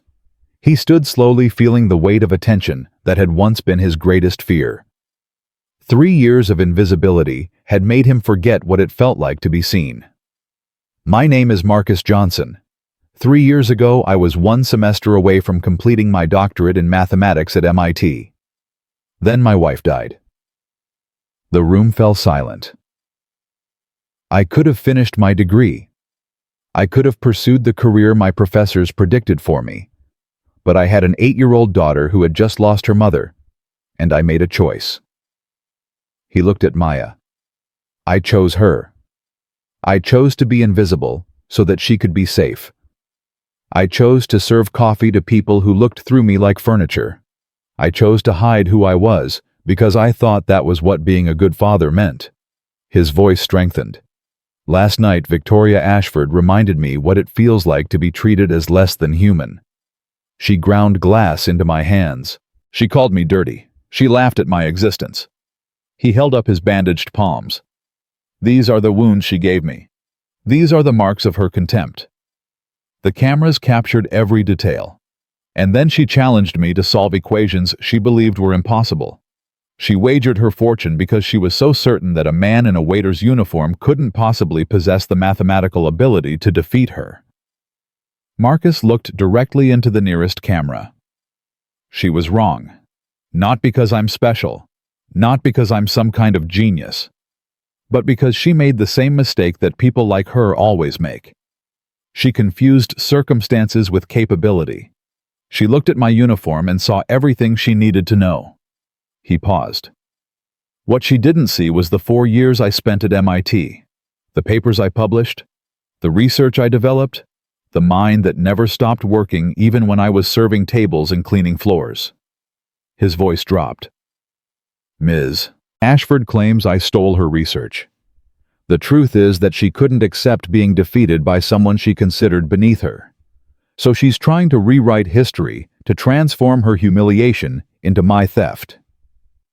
He reached into his bag and pulled out a stack of papers.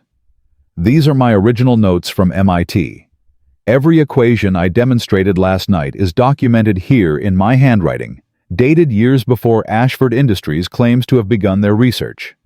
He held them up for the cameras. "I'm making these available to any forensic analyst, any independent investigator, anyone who wants to verify the truth.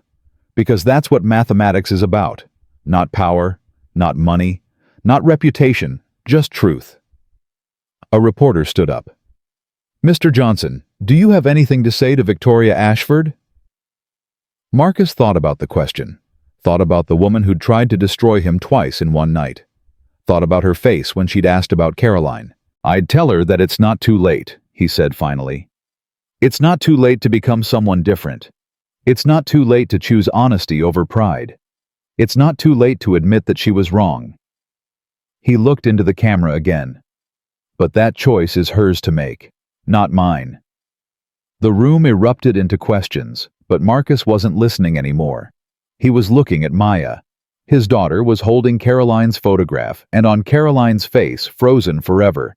At 32, there was a smile that seemed to say everything. "I'm proud of you. I've always been proud of you. Now go show them who you are." The forensic analysis took 48 hours. In that time, Marcus gave 17 interviews. Maya became a minor celebrity in her own right, the mathematics princess who'd inspired her father to rejoin the world. Mrs. Patterson was interviewed by the New York Times and gave a quote that went viral. "That boy was never invisible. The world just refused to see him." And Victoria Ashford's empire began to crumble. The metadata analysis revealed exactly what Dr. Marsh had suspected. The documents Ashford Industries had released were fabrications created in the last 72 hours, not years ago as claimed. Digital forensics teams from 3 independent agencies confirmed the findings.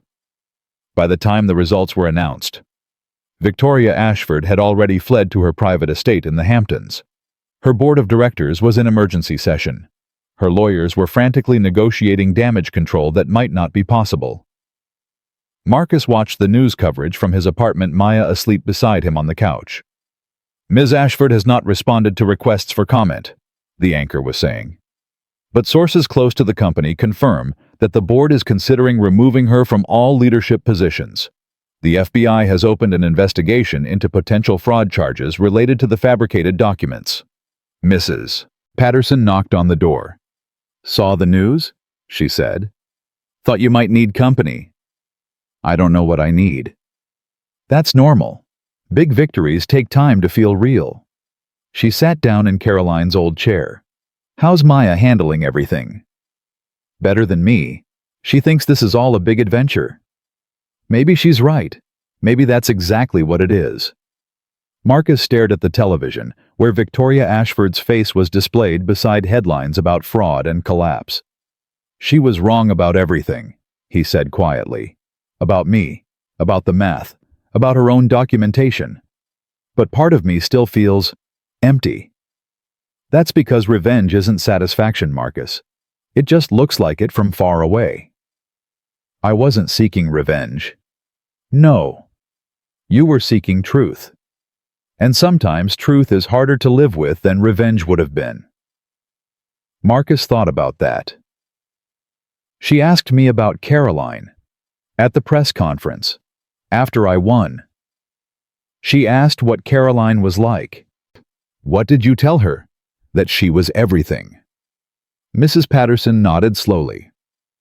"And then Victoria said she'd had someone like that once. Someone she'd chosen career over." "We all make choices, Marcus. Some of us are lucky enough to get second chances." "Do you think she deserves a second chance?" The question hung in the air. "That's not for me to decide," Mrs. Patterson said finally. "And it's not for you either.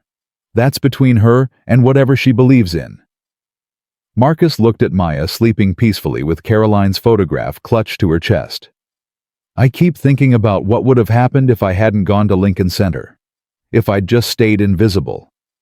You'd still be cleaning up her broken glass, and she'd still be breaking it. But maybe that was enough. Maybe being Maya's father was enough." Mrs. Patterson leaned forward. "Being Maya's father was always enough, Marcus.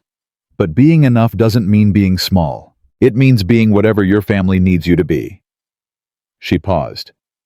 "And last night your family needed you to remember who you are." Marcus felt tears building behind his eyes. "Caroline would be proud," Mrs. Patterson continued. "Not because you won, because you kept your promise. You didn't forget." "I almost did."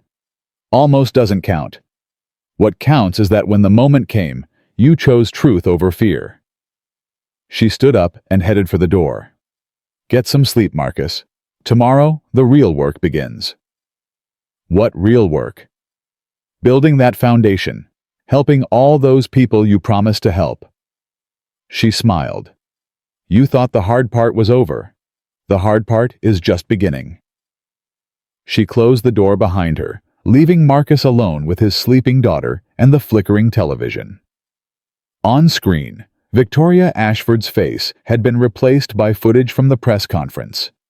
Marcus saw himself holding up his original notes. Saw Maya clutching Caroline's photograph. Saw the moment when truth had finally definitively won. He turned off the television and carried Maya to her bed. Tomorrow, the real work would begin. Tonight, he would rest. 6 months passed like a river finding new paths. The Caroline Johnson Foundation opened its doors on a Tuesday morning in May in a renovated building 3 blocks from the apartment where Marcus had spent 3 years being invisible. The location was deliberate. He wanted every scholarship recipient to know that brilliance could bloom anywhere, even in the shadows of forgotten neighborhoods. Maya cut the ribbon. She stood on a small platform in her best dress, the one Caroline had bought her 2 weeks before the accident, holding oversized scissors that were almost as tall as she was. Cameras flashed. Reporters called out questions. But Maya's eyes were fixed on her father, standing just behind her, with tears streaming down his face. "Daddy, I'm supposed to cut now." "Whenever you're ready, baby girl." "Okay." She looked at the crowd, hundreds of people who had gathered to witness the birth of something that would change thousands of lives. Mama would be happy today. She would be. She's watching, isn't she? Always. Maya cut the ribbon. The crowd erupted into applause. Mrs. Patterson was crying openly. Darnell stood near the back, nodding with the quiet satisfaction of a man who had witnessed justice served. Dr. Marsh and Dr. Carter had flown in from their respective universities, representing academic institutions that had finally learned to see what they'd overlooked for so long. And somewhere in the Hamptons, Victoria Ashford was watching on a television she couldn't bring herself to turn off. The Foundation's first class of scholars had been selected from over 40,000 applications. Single mothers finishing nursing degrees, night shift workers pursuing engineering credentials, immigrants whose foreign qualifications had been dismissed by a system designed to keep them in place. Every one of them had a story of brilliance crushed by circumstance. Every one of them was about to get a second chance. Mr. Johnson. A young woman approached him after the ceremony. She was perhaps 25, with tired eyes and hands that showed the calluses of manual labor. Behind her stood two small children, watching with the cautious hope of kids who had learned not to expect good things. I'm Maria Gonzalez. I was selected for the engineering scholarship. I remember your application, Maria. You developed a water filtration system using materials that cost less than $5. It was just something I made for my village, back home, before I came here. It was brilliant. The Foundation's technical advisors said it could revolutionize clean water access in developing regions. Maria's eyes filled with tears. I applied to 3 universities before this. They all said my credentials weren't recognized, that I'd have to start over from the beginning. 5 years of engineering school like I'd never learned anything. You won't have to start over here. We recognize what you already know. Why? The question came out raw, desperate. Why are you doing this? You could have taken that money and lived like a king. Why give it away? Marcus looked at Maya, who was laughing with Mrs. Patterson near the refreshment table. Looked at Caroline's photograph, which had been enlarged and mounted in the Foundation's main lobby. Looked at all the faces gathered to witness a dream becoming real. Because I was invisible once, he said. Because I know what it feels like to have gifts that nobody wants to see. Because my wife believed that brilliance deserves a chance, no matter where it comes from. He turned back to Maria. And because my daughter asked me if I'd forgotten who I was. I don't ever want to forget again. Maria wiped her eyes. My children. Will they be able to come with me to classes I don't have anyone to watch them? The Foundation provides childcare for all scholars with dependents, and tutoring, and housing assistance, and everything else you need to focus on your work. How can you afford all of this? Marcus smiled. A very wealthy woman made a very foolish bet. The first year was harder than Marcus had anticipated. Running a $100 billion foundation required skills he'd never developed: management, fundraising, public relations, the delicate diplomacy of navigating academic politics. He made mistakes, hired the wrong people, trusted advisors who saw the Foundation as a stepping stone rather than a mission. But he learned. The same mind that had solved the infinite bridge paradox learned to solve the puzzle of organizational leadership. The same intuition that saw patterns in numbers learned to see patterns in people.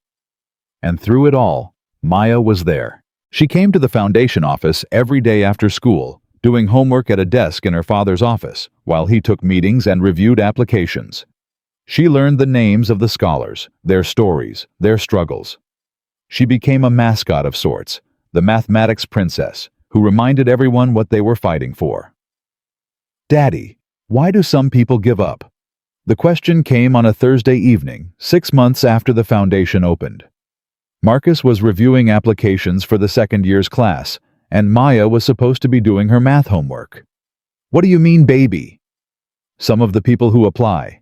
Their stories are so sad. They had dreams, and then they stopped dreaming. Why? Marcus set down his papers. Because dreams are expensive, Maya. Not just money, though that matters too. Dreams cost energy, hope. The willingness to believe things can get better. He paused. And when the world keeps telling you that your dreams don't matter, sometimes it's easier to stop dreaming than to keep being disappointed. But that's wrong. Yes, it is. Dreams should be free. Everyone should get to have them. That's why we built this place. To give people their dreams back. Maya was quiet for a moment. Then she held up her math homework. Daddy, I don't understand this problem. Marcus looked at the worksheet. Advanced algebra concepts that most kids wouldn't encounter until high school. Maya was 9 years old. Where did you get this? Mrs. Patterson gave it to me. She said my regular homework was too easy. Marcus studied the equations. They weren't simple multivariable problems that required creative thinking to solve. What have you tried so far?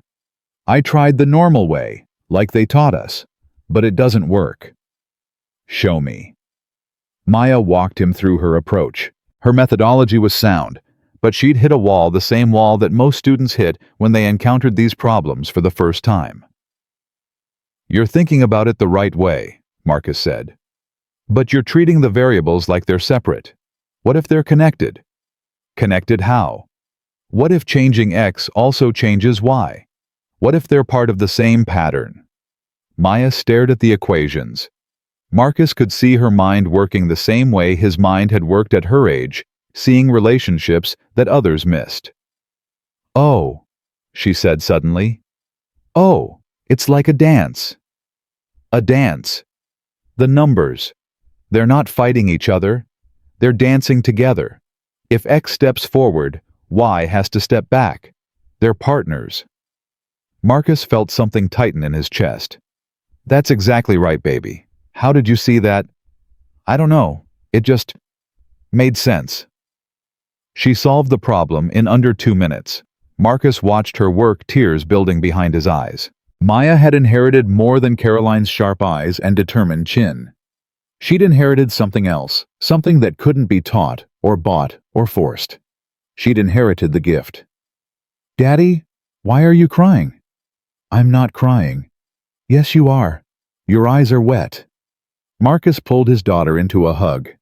I'm crying because your mama was right. She always said you'd be special.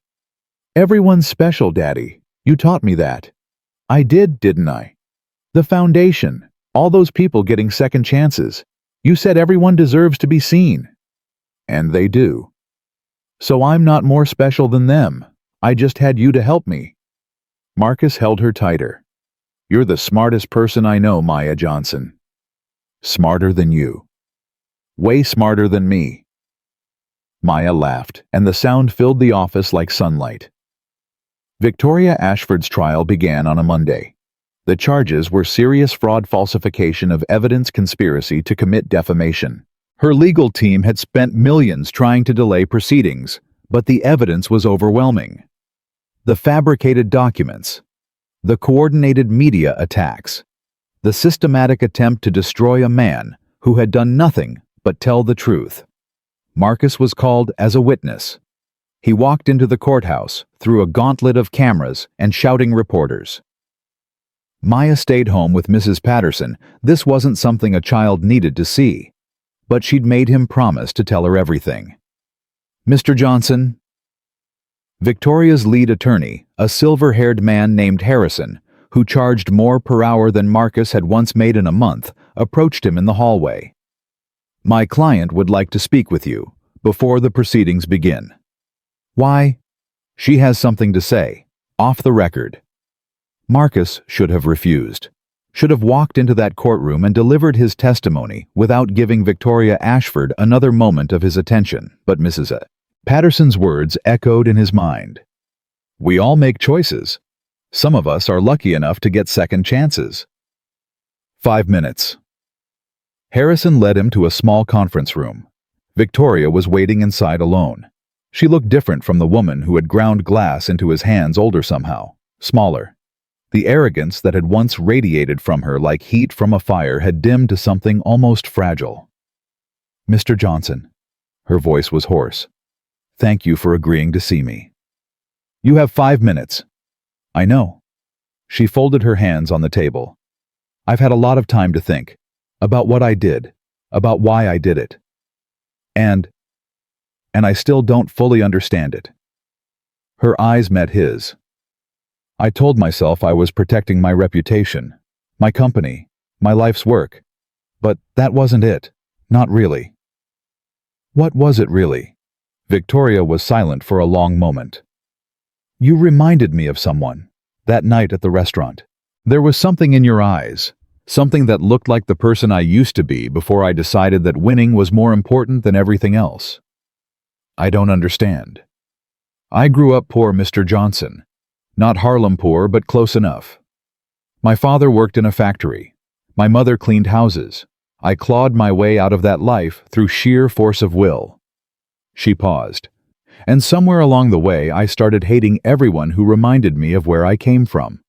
Every waiter, every janitor, every person in a uniform. Because they made me remember that I was one bad investment away from being right back there with them. So you hurt them, to feel powerful. I hurt them because I was terrified. Every single day. Terrified that someone would discover I was a fraud. That all my success was just luck. That I didn't really deserve any of it. Marcus stared at her.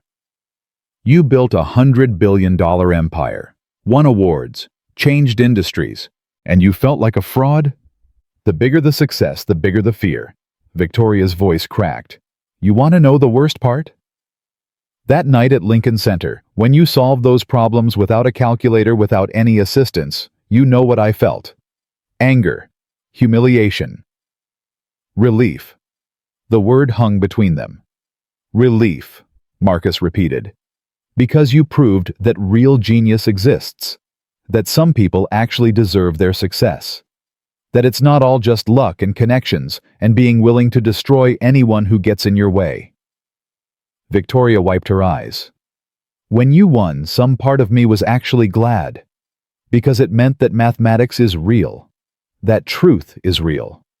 That some things can't be bought or manipulated or stolen. Then why did you try to destroy me after you lost? Because I couldn't stand being exposed, not by the math I'd accepted that you'd beaten me fair and square, but by what your victory revealed about who I really am. She took a shaky breath. You're a good man, Mr. Johnson, a good father. A person who gave up everything for his family and somehow found his way back. I'm none of those things. I never was. You could be. Victoria looked up. It's not too late, Marcus continued. It's never too late to become someone different. I'm going to prison. Probably. I'll lose everything. You've already lost everything that matters. Money and power, those were never what made you valuable. What made me valuable? Marcus thought about the question. The same thing that makes everyone valuable. The ability to choose who you want to be. He stood up. You made bad choices, Ms. Ashford. Really bad choices. But that doesn't mean you're doomed to keep making them. You actually believe that. My wife believed it. She believed that everyone deserves a second chance, even people who don't deserve it. Victoria stared at him. Your wife, Caroline. You mentioned her that night, after you won. Yes. She must have been extraordinary. She was everything. Victoria nodded slowly. The person I gave up, the one I chose career over, her name was Grace. She was a teacher, elementary school. She wanted me to slow down, to have children, to build a life instead of an empire. What happened to her? She found someone else, someone willing to give her what I couldn't. Victoria's voice broke completely. Last I heard, she has 3 kids and a house with a garden. She's happy. Do you regret it? Every single day. Victoria wiped her face with trembling hands. Every single day for 23 years. The bailiff appeared at the door. Mr. Johnson, they're ready for you in the courtroom. Marcus looked at Victoria one last time. For what it's worth, Ms. Ashford, I hope you find your way back. Whoever you were before, you became this person. She's still in there somewhere. It's not too late to let her out. He left the conference room without looking back. His testimony lasted 4 hours. He told the truth, nothing more, nothing less. The night at the restaurant, the competition at Lincoln Center, the fabricated documents, the coordinated media attacks, everything that had happened since that crystal glass shattered against marble. Victoria's attorneys tried to undermine him, tried to suggest that his testimony was motivated by revenge, tried to paint him as a bitter man seeking to destroy a woman who had merely defended herself against baseless accusations. But Marcus remained calm. "Mr. Johnson," Harrison pressed during cross-examination, "isn't it true that you harbored resentment toward my client even before the events at Lincoln Center?" "No." "You didn't feel angry when she asked you to clean up the mess at her table." "I felt humiliated. There's a difference. And that humiliation, it didn't motivate you to seek revenge." Marcus looked at the jury. "I have an 8-year-old daughter. Her mother died 3 years ago. For 3 years I worked double shifts to keep a roof over her head and food on her table. I didn't have time for revenge. I barely had time to breathe. Yet you somehow found time to enter a mathematical competition and defeat one of the most celebrated minds in America." "I found time to remember who I was. That's not revenge, that's survival." The jury deliberated for less than 6 hours. Guilty on all counts. Victoria Ashford was sentenced to 8 years in federal prison. Her assets were seized. Her companies were restructured. The empire she'd spent a lifetime building crumbled in the span of a single verdict. Marcus wasn't in the courtroom when the sentence was read. He was at home making pancakes for Maya, listening to the verdict on the radio, like millions of other Americans. "Daddy, the mean lady is going to jail." "Yes, baby." "Are you happy?" Marcus thought about the question. "No," he said finally. "I'm not happy that anyone has to go to prison, but I'm glad that the truth won." "Truth always wins. You taught me that." "I did, didn't I?" Maya smiled and returned to her pancakes.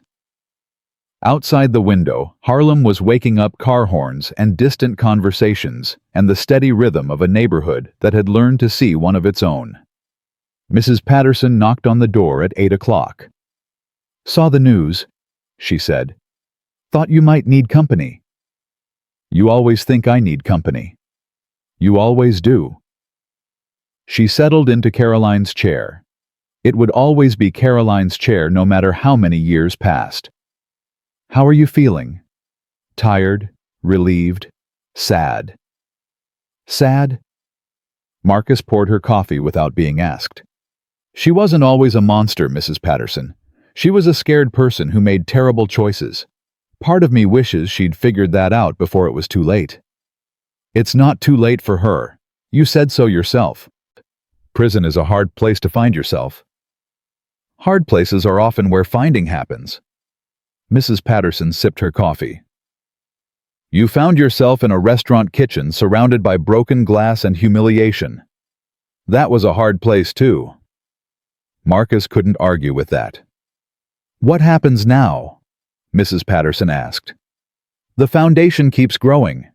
More scholars, more second chances, more proof that brilliance doesn't care about circumstances." "And you?" "What happens to Marcus Johnson?" It was a question he'd been avoiding. For months he'd thrown himself into the Foundation's work, reviewing applications, meeting with scholars, building the infrastructure of hope. But eventually the Foundation would run itself. Eventually he'd have to figure out who he was, beyond the man who'd defeated Victoria Ashford. "I don't know," he admitted. "I've been invisible for so long. I'm not sure who I am when people are actually looking." "You're Maya's father. That hasn't changed." "No, it hasn't." "You're Caroline's husband. That hasn't changed either." Marcus felt tears building. "She's been gone 3 years. Gone isn't the same as ended. Love doesn't end just because someone isn't here anymore."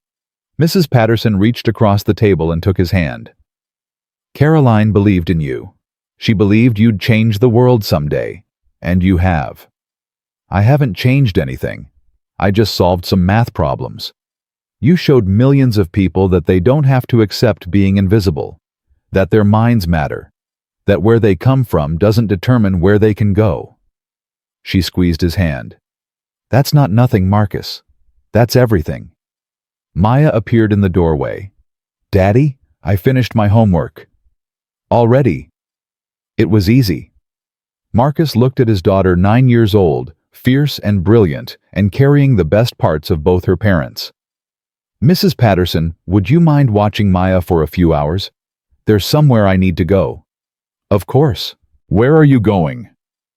Marcus didn't answer. He kissed Maya on the forehead, grabbed his jacket, and walked out into the Harlem morning. The cemetery was quiet. Marcus walked the familiar path to Caroline's grave, past headstones marking lives that had ended and love that never would. The grass was green from recent rain.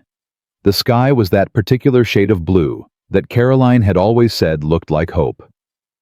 He sat down beside her marker. Hey, baby. The words came easier now than they had 3 years ago. Back then, he couldn't even say her name without breaking. Now, he could talk to her like she was sitting right beside him. Maya's doing great. She's got the gift, your gift. You should see her solve problems. It's like watching music. A bird sang somewhere nearby. The foundation is helping people. Hundreds of them now. Single mothers getting degrees. Night shift workers becoming engineers. Everyone who got overlooked finally getting seen. He pulled out Caroline's photograph, the same one Maya slept with, now worn soft at the edges from years of handling. I kept my promise. I didn't forget who I was. It took me 3 years and a whole lot of broken glass, but I finally remembered. The wind stirred the leaves overhead. I miss you every day, every single day. But I'm not drowning anymore. I'm swimming, and Maya's swimming with me. He stood up and placed his hand on the cold stone. Thank you for believing in me, even when I couldn't believe in myself. Thank you for loving me. Thank you for giving me Maya. Thank you for everything. He stood there for a long moment, letting the peace of the place settle into his bones. Then he walked back toward the life that was waiting. 5 years later, the Caroline Johnson Foundation had distributed over $40 billion in scholarships. Its graduates included scientists, engineers, doctors, artists, brilliant minds that the world had once overlooked. Maya was 14, attending a specialized mathematics program that Dr. Marsh had created specifically for young prodigies. She was already publishing papers, already changing how people thought about numbers. And Marcus was finally at peace. He stood in his office at the foundation, looking out at Harlem through windows that had once framed only struggle and survival. The neighborhood had changed, new businesses, new opportunities, new hope. Not because of him alone, but because of what he represented. Proof that invisibility wasn't permanent. Proof that circumstances didn't determine destiny. Proof that one person given a second chance could help thousands of others find theirs. His phone buzzed. A text from Maya. Coming home late. Math club. Love you. He smiled and typed back. Love you too. Save some equations for me. Mrs. Patterson appeared in the doorway. You have a visitor. Who? She says her name is Grace. She was hoping to discuss a donation. Marcus looked up. Grace. The name Victoria Ashford had mentioned in that conference room 5 years ago. The woman she'd given up for her career.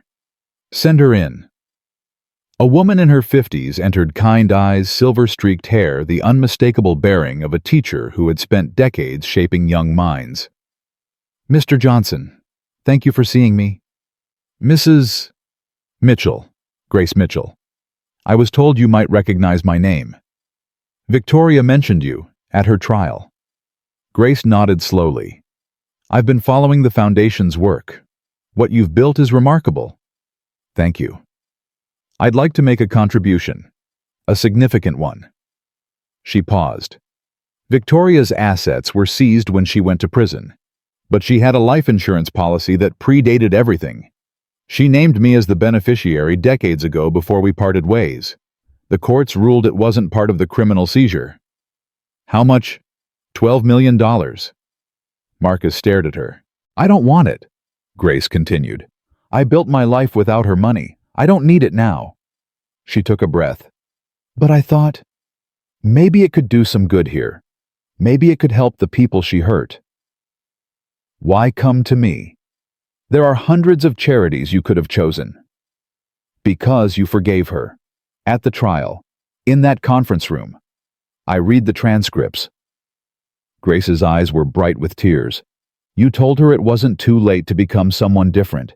After everything she did to you, you still believed she could change. I believed she could try. She is trying. She's been taking mathematics courses in prison, teaching other inmates, writing letters to the scholars your foundation supports. Grace smiled sadly. She'll never be the person she should have been, but she's finally trying to be someone better. Marcus thought about Victoria Ashford, the woman who had ground glass into his hands, who had tried to destroy him with lies, who had built an empire on contempt for people she considered beneath her. And he thought about second chances. The foundation will accept your donation, he said, on one condition. What? It gets used for scholarships to people from backgrounds like Victoria's. Poor families, factory workers' kids, anyone who's clawing their way up and might lose themselves in the climb. Grace's tears spilled over. Thank you. Don't thank me. Thank Caroline.